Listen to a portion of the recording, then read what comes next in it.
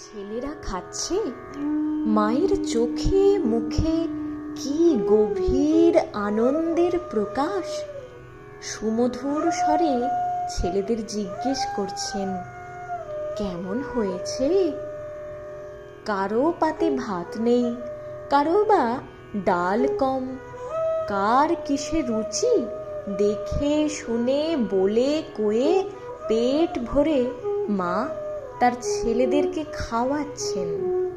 কোনো নবাগত ভক্ত ছেলের প্রাণের বড় আকাঙ্ক্ষা কি না মায়ের প্রসাদ পাবে। মা তখন তাকে বুঝিয়ে সুজিয়ে প্রথমেই খাইয়ে দিলেন, বললেন, এখন বসে পেট ভরে খাও, আমার খেতে দেরি হবে, আমি প্রসাদ রাখবো তোমার জন্য, পরে পাবে ঠিক। দুপুরে মা একটু দুধ ভাতও খান, তরকারি একটু একটু সব মুখে দিয়ে বাটিতে দুধে 4টি ভাত মাখলেন, নিজে একটু মুখে দিলেন।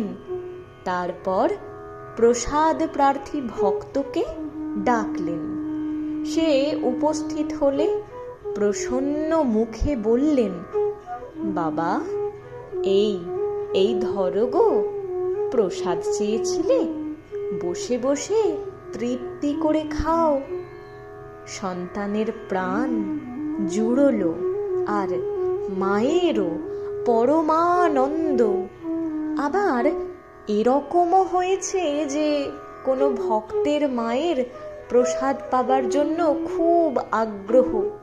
সেই আগ্রহে মা একটা সন্দেশ হাতে নিলেন, ঠাকুরকে দৃষ্টি ভোগ দিয়ে তারপর নিজের জিহ্বাগ্রে স্পর্শ করিয়ে পরম স্নেহের সঙ্গে সহর্ষে দিলেন সন্তানকে, বললেন, বাবা খাও, প্রসাদ খাও।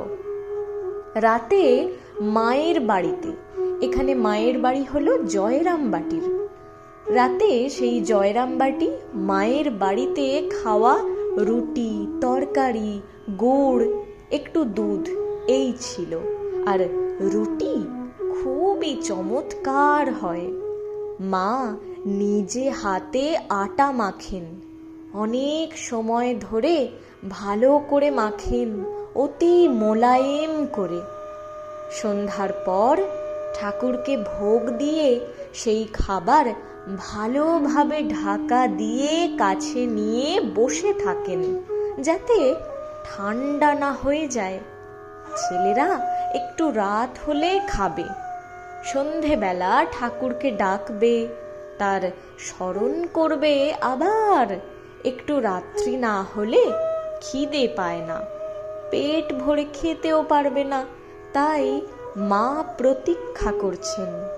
মিট মিট করে প্রদীপ জ্বলে, ঠাকুরকে ধূপ দিয়ে প্রণাম করে আলো কমিয়ে দিয়ে মা পা মেলে বসে থাকেন। কোথায় কোন রাজ্যে তার মন বিচরণ করে কে জানে। সব চারিদিক নিস্তব্ধ।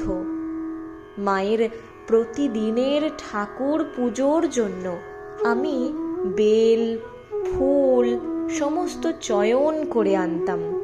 একদিন তুলসী পাতা আনতে ভুল হওয়ায় মা অতিশয় দুঃখিত হন এবং বলেন, তুলসী আনোনি? তুলসী কত পবিত্র, যাতে দাও শুদ্ধ করে।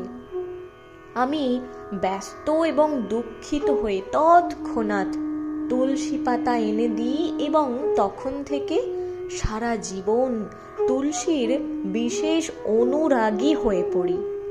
প্রতিদিনের পুজো শেষে মা মাটিতে মাথা স্পর্শ করে ঠাকুর প্রণাম করতেন।